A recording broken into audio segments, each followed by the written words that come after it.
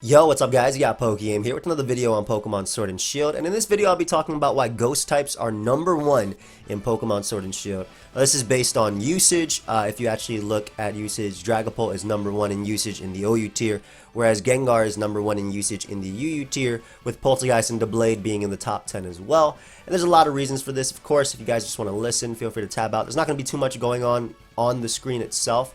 Just because for this video I don't have a lot of time to edit, or my boy Pedro doesn't have a lot of time to help me out with this one, because I kind of just want to push it out, but I just want to give my thoughts as well. So feel free to do whatever, and feel free to type your opinion as well, and let me know what you think, as well as why you think ghost types are or are not number one in this generation. So there's quite a few reasons, and we'll be going over them right now. The first one I think is that there is no pursuit in this game. Pokemon like Tyranitar don't learn pursuit. Bisharp doesn't learn pursuit. Basically, they wipe pursuit from the game itself. And, you know, who would think that when pursuit is gone, your way of revenge killing or punishing ghost types makes them so good? It's crazy, because if pursuit was still in this generation, Dragapult would go for Spec Shadow Ball, Tyranitar would come in, it'd do like 12%. With the Sand Spit F boost, and then Pursuit would kill Dragapult. But no, Pokemon like Dragapult and Gengar are able to just come in, do damage, and get on out of there versus the Dark types. They don't fear that Pursuit, and that's such a big thing, especially when you look at Pokemon like Gengar and Dragapult because of their speed tiers, right? That's actually another big thing why ghost types are best. The speed tiers are all over the place this generation. That has a lot to do with the lack of Pokemon we have, obviously, a lot of the Pokemon being gone. And Dragapult specifically is incredibly fast. And it outspeeds most of the Pokemon, if not all the Pokemon in the tier it's in, and even some Scarfers as well. So a lot of times they're able to come in and come out, dish damage, or even have that utility in the case of Dragapult, right? Its speed tier actually allows for utility.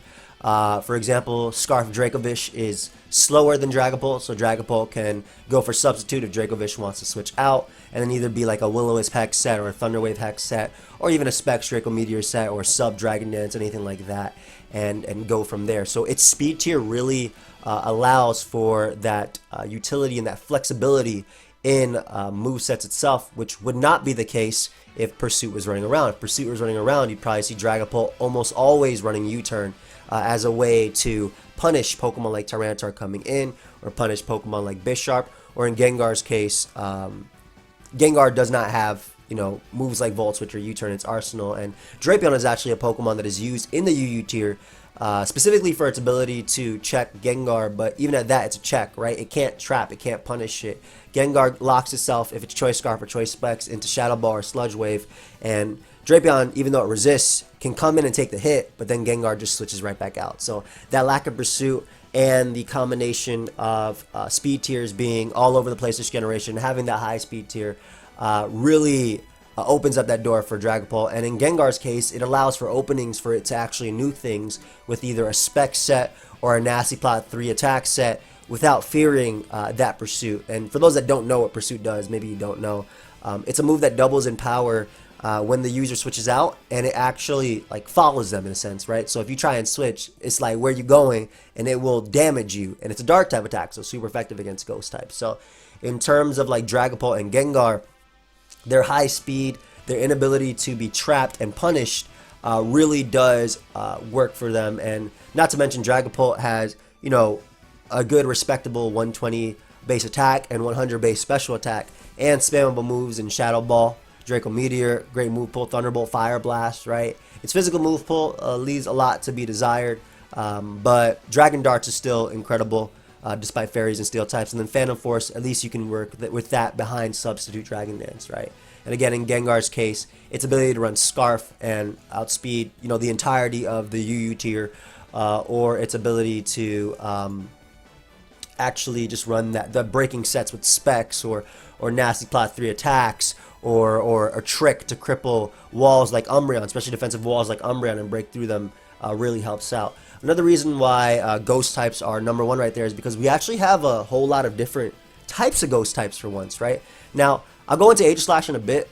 Aegislash is also overused right now, and you see I have the blade on the screen as well. I'll go into that a little bit in a sec, but I want to talk a little bit about the defensive ghost types that we have this generation. We have a new defensive option, which is Corsola, and you know, who would have thought that Corsola would be good with its cursed body, and all it needed to be was a ghost type, right? They gave it Will-O-Wisp. It has Strength Sap now for recovery, which is awesome. The distribution of Strength Sap really makes ghost types like Corsola and Jellicent, I'll talk about in a second as well, better in a sense. And not only that, but it also has utility in Stealth Rock, and it has a consistent damaging move in Nightshade. So Corsola, physically defensive Corsola, for instance, was one of the few Pokemon that could take 2 hits from Darmanitan before it ended up getting banned on Smogon, right? But then you could even still use Darmanitan in Battle Spot or in VGC, and I've even used Corsola in Battle Spot singles as a way to, you know, 1v3 Pokemon like Darmanitan and other attackers in general, crippling them with Will-O-Wisp and then Cursed Body. So we actually have more defensive options now, which is a kind of a new thing, I would say, for ghost types. It kind of is and it kind of isn't. And by that I mean, like, back in the day in Diamond, Pearl, Platinum, defensive Rotom, very, very common when Rotom was only Ghost and Electric, right? No matter what form you had, even if you had a Rotom Watch, it was still Ghost and Electric. Obviously, as we got to Gen 5 and higher, that Rotom became Water and Electric, or Fire and Electric, depending on, you know, what form you were running. But before then, that was like probably the premier defensive Ghost type, being able to check Pokemon like Gyarados, Flygon in that generation, or even Choice Scarf being able to check that as well. And then I guess if you go a little bit lower, through the typings, you know, there's still like Pokemon like Dusknoir and Dusclops, but they're not like premier Pokemons. You can actually scroll through these settings. Clefairy can be a really cool defensive one, and we have the Rune as well, this generation as well. But that mon can also be a Nasty Plot set. So like, we have new defensive tools that actually can survive in higher tiers, right? Even with its 60 base HP, which is very low, it has that base 100 defense, base 100 special defense, and the Eviolite boosting it even well. Like, we have a Corsola. You know, if you would have told me years ago that Corsola would be OYO, I'd be like, are you crazy? Right? Like, regular Corsola got nothing on it. I mean, I've used regular Corsola on a Regenerator team as well as a Tornadus counter back in 7th Gen, but it's not a good Pokemon by all means. But this one gives us a spin blocker. Because of its low base HP stat, Strength Sap recovering based on your opponent's attack stat is almost always getting Corsola back to full on the first time. And then Cursed Body activating and being able to cripple physical or special at any type of Pokemon, right? It's just really cool for Corsola being able to break as well. And, you know, you have Jellicent as well, which also works being a Darmanitan answer, Darmanitan being where it was a giant threat. And before it got banned in Smogon.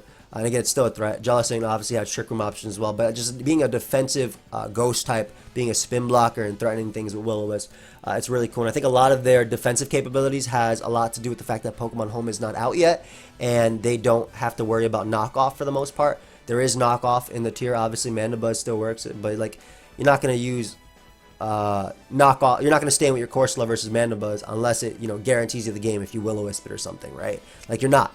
Mandibuzz can toxic you and can knock you off and whatnot, but, you know, not having to worry about the combination of Pursuit, which is a big thing for Corsola as well, though Corsola can actually beat Tyranitar 1v1 with either some combination of luck via Cursed Body or getting the play right via Strength Sap or Will-O-Wisp. Like, it's able to do that. So that combination of lack of Pursuit, but also lack of the distribution of knockoff until Pokemon Home comes out and like Pokemon like Bisharp and everything gets knockoff again, Conkeldurr and whatnot, right? That's another big one. Guts Conkeldurr, very good. It has close combat. It has a whole lot of new moves. It can use a defog as well, but it can't beat Corsola. It doesn't have knockoff, so that's a big thing as well. Like that lack of knockoff currently makes Ghost types, especially in the defensive side, better as well.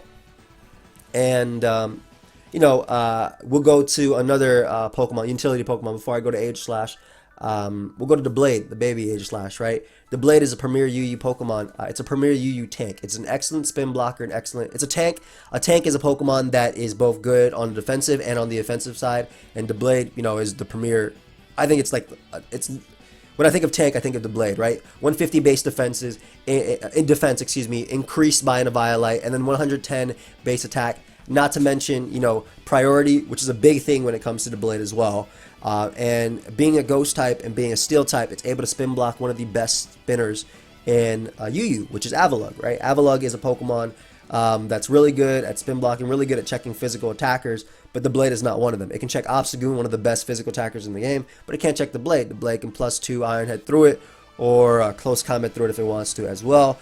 Being a Ghost type, Rapid Spin does not work on you, and you do not care about Avalugg at all. You're faster than it as well, which is a pretty big thing.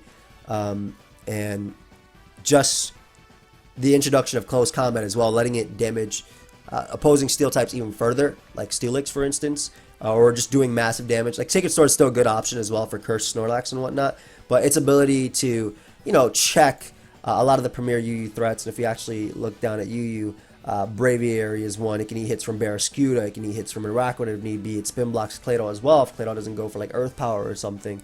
It has close combat threat and Colossal, and it being able to naturally just with its steel type check Pokemon like Copperajah and things like that. It's just such a fantastic offensive and defensive ghost type in general. So it's really running the metagame down there. Like even its ability to eat a hit from Obstagoon. Of course, there are mind games versus Obstagoon. Like if Obstagoon goes for Obstruct and you go for, you know, an attack and you get your defense lowered, that makes Guts boosted knockoff even stronger. I mean, there's mind games in that too. You can go for Swords Dance, predicting them to go for Obstruct. If they go for knockoff and you go for fighting type attack, Obstagoon is dead. So not only that, but having the priority as well in Shadow Sneak and Swords Dance to boost your attacks makes the Blade that much better in the UU tier. And then we also have, right before we get to H-Slash, because I mean that's like, again, one of the premier, even though it's not top 10 in usage in OU, it's still one of the premier ghost types, and it's amazing, and I'm still going to talk about it. People think that because it has 140 base defenses and attacks now instead of 150, it got worse. You'll see. But then we'll look at Poltergeist, right? Poltergeist is the first ghost type, if I'm not mistaken, to get Shell Smash. So now ghost types already had access to Calm Mind for some of them. Some of them already had Swords Dance. Some of them had Nasty Plot. Finally gave Gengar Nasty Plot. That was a big thing, by the way. I kind of glossed over that, but Gengar getting Nasty Plot was huge. I mean, it never had Nasty Plot before, so before I could use like 3 attacks Taunt or Sub Pain Split or Trick or Specs, whatever. But now it has Nasty Plot, so now not only does it have that speed tier, not only is it being grounded. Some people think that Gengar losing Levitate. I know I'm like shuffling around, but this is like the type of video this is. I'm just talking, and you know, hopefully you're learning something, or you're thinking about it, or you're saying, you know, you're wrong, and here's why. And you know what? I'm up for all that, to be honest. I love conversation about this sort of thing. But Gengar having Cursed Body, it's actually pretty big too, for 2 reasons. One, Cursed Body can actually be very clutch, as you see with Corsola. If any of you guys have experience using Corsola or fighting Corsola during the beginning of Sword and Shield, you know how annoying Cursed Body is with that. But it can be clutch in the same way. Like if you take an Avalug's Avalanche, you can switch in Spin Block, and then Avalug gets Cursed Body, it then can touch you. For the most part, they're running Body Press now as a way of dealing with Obstagoon. So they run like Recover, Rabbit Spin, Body Press, and Avalanche. Sometimes they run Crunch, sometimes they run Earthquake. And if they are running that, then that's great. They got you. But so being able to do that and shenanigans with that, like it's not even on purpose. Like you're not purposely throwing in your Gengar to get the Cursed Body. You might be throwing it into to Spin Block, or you might be throwing it in because it can eat a weak air hit, but it happens, right? And then the second one is its ability to absorb Toxic Spikes, which is pretty big. Yes, it loses that ground immunity, which again is big for a Pokemon that's Ghost and Poison, but absorbing Toxic Spikes is huge when, you know, you beat the premier Toxic Spiker like in Weezing, right, in UU, or Toxapex in OU, especially now that you got Nasty Plot, you beat Toxapex. Or even just like not letting Drapion, like the fact that your opponent has a Drapion, which is a Gengar check, punish you too much, because you can bring it in on a double and you can absorb those Toxic Spikes to support the team. So that really does help out. The Cursed Body is obviously, you know, it got Cursed Body last generation, so, or the generation before. So it's not like it was, it got it before this generation, excuse me, which is what I was trying to say. So it's not like it's like a huge reason as to why. But Poltergeist, first Ghost type to get Shell Smash, right? Huge, because it's giving Ghost another offensive option, right? And this is a very scary one as well, because it raises your speed, your special attack, and your attack by 2. And not to mention, it already has a base 134 special attack stat, and then it has good moves in Shadow Ball. It has stored power as well, which is crazy with that, because you're boosting that, as well as the fact that weak armor too. If you get hit by attack, it gets even faster, right? Like a Shell Smash Poltergeist is about a point slower than a Choice Scarf Gengar, but if you got hit with an attack and you got the weak armor, you're faster than Gengar after that. And then you have options like Giga Drain as well, which will give you the dark type hits. In fact, luckily they didn't give this thing Aura Sphere or something, or it would be banned. It would definitely be banned. Its ability to break through dark types would be through the roof, right? Like Obstagoon can live a +2 Giga Drain. So them giving us this new option, right? And then obviously, you know, you can run Focus Sash, you can run White Herb. Focus Sash works as well. We have dual screen options. We have great dual screen options now too. Mew can set up Light Screen and Reflect and really support Poltergeist. Grimmsnarl can do it with priority, right? Inteleon is very fast and can do it, and as U-turn, Mew can also get up hazards and spikes. We have new Aurora Veil options too, right? In the Ice Cream Cone, Vanillix, and Abomasnow. Like, there's so many new options to set up screens and that's why UU is literally a metagame that is webs, screens, or straight up stall. Those are the only those are like the three premier typing, or those are the three premier types in like archetypes of team build or of teams, excuse me, in the UU tier. So Poltergeist takes full advantage of that. Obviously, Umbreon is a straight up answer to it, which is great. Like, Obstagoon can be it, and then, you know, in UU, you don't have to worry about Bisharp Sucker Punch, which is pretty big. Crawdon's Aqua Jet, and another big reason why the Blade's so good, Shadow Sneak can check Poltergeist too. Luckily, he has base 65 defense, which gets lowered even more. But even that, it can do some things like Shell Smash with White Herb and Curse Body. And I've seen White Herb Curse Body beat Obstagoon. I've seen it beat Obstagoon. Right? It was really defensive, and they had screens up at first, but like being able to Strength Sap and go from there as well was a pretty big thing. Like, I've seen an Obstagoon lose. That wasn't the most well played Obstagoon, but I've seen it lose. And I've seen other Dark types lose as well. I've seen a Tyranitar get Curse Bodied and Will-O-Wisp and Strength Sap back, and Poltergeist was able to beat it. It had Hex as well. Like, there were just options right there. But Ghost types having not only the access to Nasty Plot with Gengar, the access to Dragon Dance with Dragapult, but now the access to not to say that Ghost types didn't have Nasty Plot before, by the way. Like, obviously Miss Magius and things like that, and Rotom getting it now too, which is pretty good. Regular Rotom, as well as all the other Rotom forms which aren't Ghost type. But just having this new offensive options really does make Ghost types that much better, right? And this one becomes harder to revenge kill as well. So it's just like they're giving Ghost types more offensive options, and they're just so much better. And in a metagame where there is no pursuit to punish, right? Like, a Drapion would be a nice little check to this. It could still eat a hit, or it'd be Assault Vest or Special Defensive, or even offensive Drapion can still live a hit as long as it's at full HP. Because do not mess with a +2 Poltergeist, right? It's strong, especially if it hazards up. That Drapion can drop. So, no pursuit being able to punish them, just pursuit not being in the game is big. I also think that Hidden Power not being in the game is pretty big too. Not necessarily for defensively for Ghost types, because, you know, you only ran Hidden Power Dark if you didn't. It was just you had perfect IV, so you were stuck with it. But like, if Poltergeist had Hidden Power Fighting, for instance, oh my gosh, yeah, I'm telling you, or Hidden Power Fighting or Ground, this mod will be banned. That's it. That's all you really need. Like, you can't break through Umbreon, but you're still doing some massive damage to Obstagoon. You're knocking out Obstagoon at +2. So it's just some options like that. So Ghost types having this new offensive option, big for them, right? And that's why Poltergeist is top 10, especially with the fact that the way UU is, and that's why Gengar runs like one of the most common sets is Choice Scarf, because it revenge kills a lot of the tier, but also Nasty Plot and Specs are ridiculously good too. And then we have Aegislash. Now, a lot of people said Aegislash is only OU right now because it got nerfed. And the way it got nerfed is they made, instead of used to have 150 defense, special defense, and 150 attack and special attack, depending on if you're using Aegislash or Aegislash Blade. You know, obviously stance changes its stats. It's not really a nerf. It still has great natural bulk, great natural resistances, can still spin block. But I think the big thing is, when you think of a nerf Amon, you're making it weaker. But like, how does that work when you're giving it, instead of Sacred Sword, it has Close Combat now, and instead of Flash Cannon, it can run Steel Beam now on Specs, right? Like, yes, it was nerfed stats-wise, but the new moves they gave it kind of make up for it, right? In terms of base power. Close Combat coming out from, I'll just show you a calc, just the way you don't think I'm like, just like talking just to talk, but I'll show you the little calc. Alright, let's get Aegislash Blade form. Sure. Uber Blade, VGC Bulky Attacker, whatever. Adamant. This is the Blade form, so this is it's also level 50. I'm gonna make it level 100. But alright, so this is a Abomasnow. The Close Combat does 119 to 140%, right? This is coming off of Aegislash's now 140 base power. Let's give it 150 base, which is what it used to have. And let's look at Sacred Sword. Like, the damage difference, this is coming out now of 150 base power. The damage difference is so, like, you see it. It's out there, right? Look at Sacred Sword doing 94 to 111. This is if Aegislash still had 150 base power. Now, that's what I'm saying. It don't matter, because with 140 base power, when they give you a stronger move in close combat, it's crazy, right? So, not to mention, and I'm about to talk about some of the two sets that are really spammable right now, Aegislash, and some of the best sets right now. But not to mention, they also gave it Steel Beam. And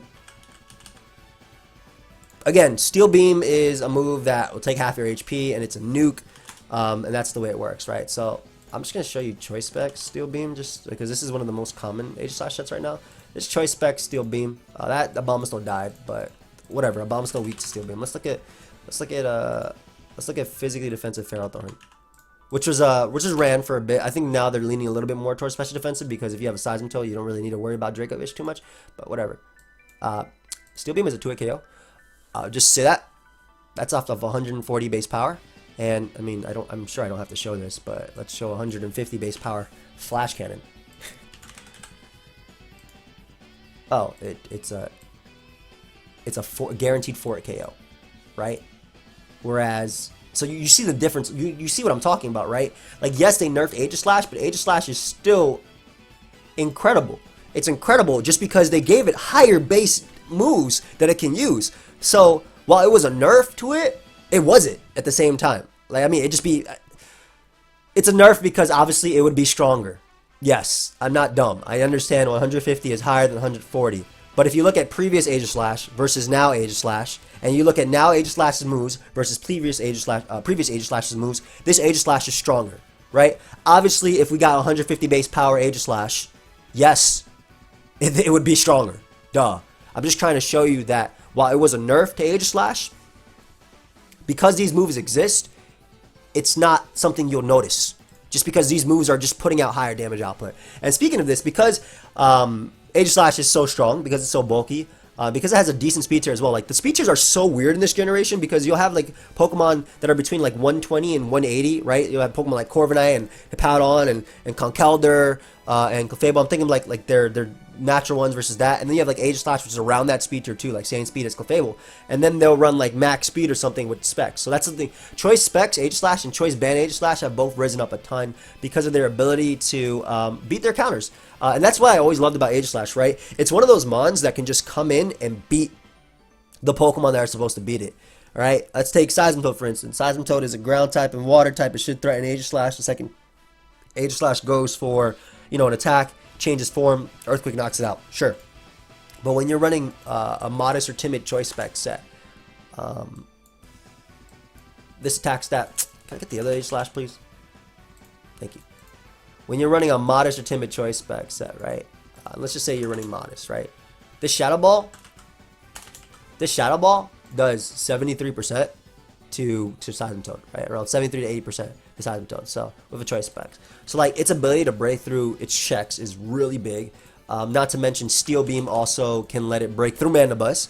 Obviously you'll be killing your Aegislash, but it lets it break through special defensive Mandibuzz.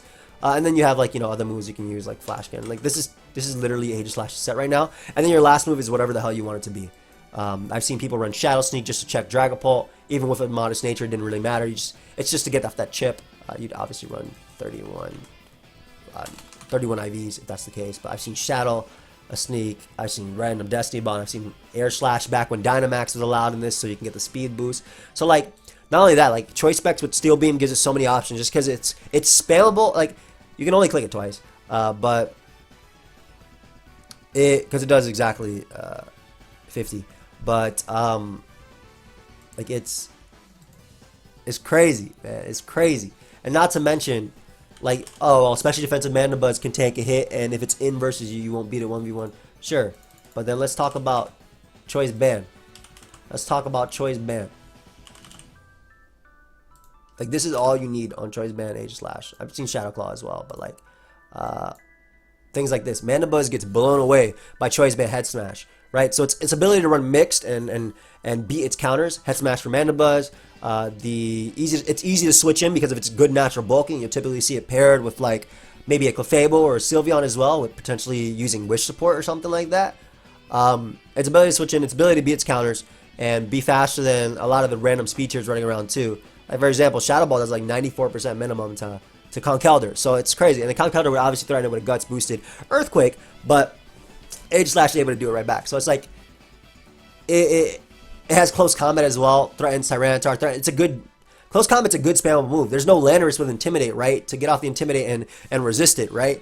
So, if your opponent's team is Ferrothorn, Clefable, or not, excuse me, Ferrothorn, Seismitoad, Corviknight, Mandibuzz, like some type of combination of those, and they have a Fairy type as well, like Clef. chances are they're probably not going to bring out Clefable on an Aegislash, right? Because he threatened it naturally. So you click Close Combat, you're hitting 4 out of 5 of those Pokemon for good neutral damage, coming off of a 416 attack stat, right? And a Choice Band. So, like, they've given this Pokemon so many more strong... Head Smash was already in this thing's move pool, right? But it just works better now that it has Close Combat, because it can make use of a Choice Band set, because it has a strong spammable move in Close Combat. So, the addition of... Just to wrap it up here, the addition of new moves added to Pokemon, the addition of new defensive options, having access to Strength Sap, right? Like Jellicent can wall like water types, and Strength Sap back on those physical attackers, so it has a click recover. It can still click recover if it wants to. The high speed tiers of Pokemon like Dragapult and Gengar, the lack of pursuit and knockoff as well to a lesser extent, and then just like the cool new, like I said, offensive options of like Nasty Plot, Dragon Dance, like this Mon as well, and like, you know, Shell Smash, just all the things that really just make Ghost types #1 right there. And, you know, don't take it from me, take it from the usage stats. You'll see like Dragapult at #1, you'll see Gengar #1 and UU. But yeah, that's all I have for you guys, just some food for thought, and I just kind of felt like talking about this. Shout out to my boy Pyromantis on Patreon, who actually suggested that I make this video. I should have said that in the beginning, so I apologize, Pyro, that was my bad. But I enjoyed this discussion. I enjoyed talking. I'm very passionate about this. If you guys did, feel free to leave a like, subscribe, you know, leave your comments, man. I'm loving these discussion videos. You know, the Darmanitan video, I love the discussion there. There was, you know, on both sides, it was great. Like, just seeing people I'm okay with people disagreeing. I'm okay with people agreeing. I love reading that sort of thing. And the tier shift with Como, the Halucha ban, and I'm up for doing more discussions like this, right? I made one on why UU sticky webs are so great in UU. That was actually Patreon exclusive. But yeah, I love this sort of thing. So thank you everybody for watching. Hope you guys all enjoy, learn something. You know, tabbed out and listened while you were working out or eating.